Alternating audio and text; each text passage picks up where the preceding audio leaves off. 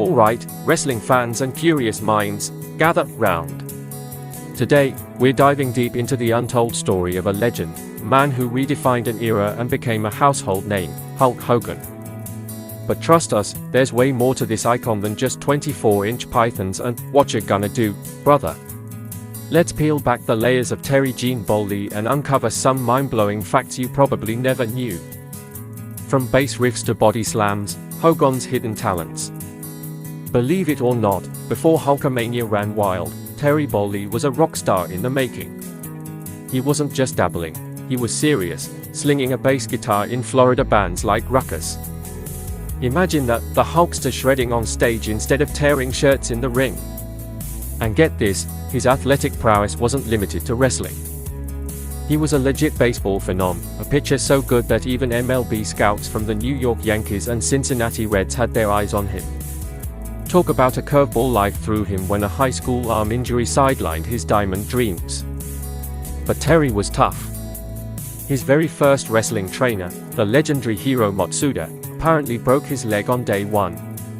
That's not just a rough initiation, that's a serious, do you really want this, moment. And before he was the Hulk Hogan, he tried out names like Sterling Golden and the Super Destroyer. Can you even picture it? The Hulkster's big break, and nearly breaking it. So, how did Hulk come to be? Well, his sheer size earned him comparisons to Lou Ferrigno, the TV's Incredible Hulk. And the Hogan part? That came from Vince McMahon Sr., who wanted an Irish-sounding name to make him a fan favorite. Smart move, right? Here's a wild one, Hulk nearly torpedoed his career before it even truly began. When he snagged that iconic role as Thunderlips in Rocky III, wrestling promoters weren't exactly thrilled with their stars moonlighting in Hollywood. Vince McMahon Sr. was reportedly so miffed, he actually fired Hogan from the WWF.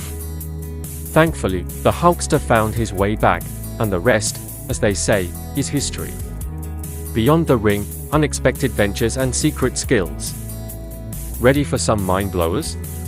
Did you know the Hulkster holds a black belt in karate? Seriously. That explains some of his surprisingly agile moves for a man his size.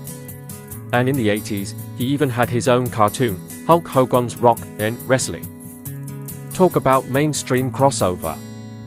But it gets even stranger.